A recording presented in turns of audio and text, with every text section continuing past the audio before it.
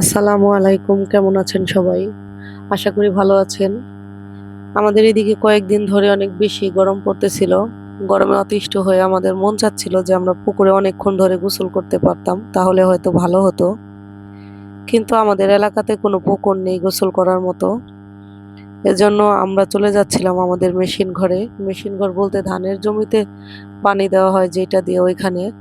এটা আমাদের বাসা থেকে অনেক বেশি দূরে ছিল, তাই আমাদের মোটরসাইকেলে করে যেতে হলো। তো রাস্তায় আমাদের টমেটো বাগান থেকে আমরা টমেটো ছিঁড়ে নিচ্ছিলাম। মানে গাছে অনেক অনেক টমেটো ধরে পচে আছে, কিন্তু খাওয়া হয় না। নিজেদের গাছে হয়েছে, এখন এগুলো বাজারেও সস্তা হয়েছে, সেজন্য তেমন একটা খাওয়া হয় না। তো আমরা প্রায় আধা বস্তার মতো টমেটো তুলে নিয়েছিলাম।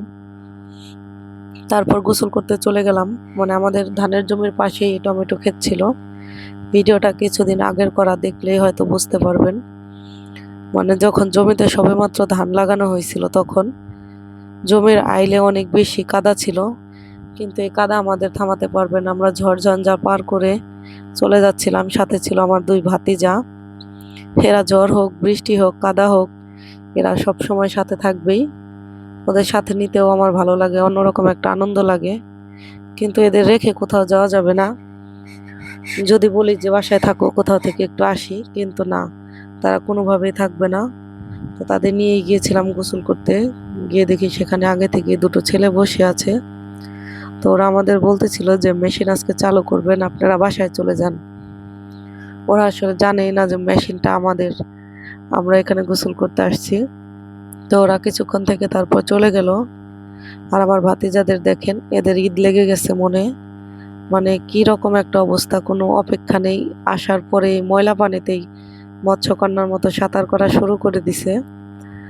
তো আমার ভাই পিছনে ছিল, চাবি ছিল ওর কাছে। তো ও এসে মেশিনটা চালু করে দিল। আগে মেশিন চালু করার জন্য মানে অনেক প্রসেস করতে হতো, হাত দিয়ে চালু করা হতো। এখন আর ওই রকম কোনো সমস্যা নেই, এক সুইচেই সমাধান। তো মেশিন চালু হয়ে গেছে।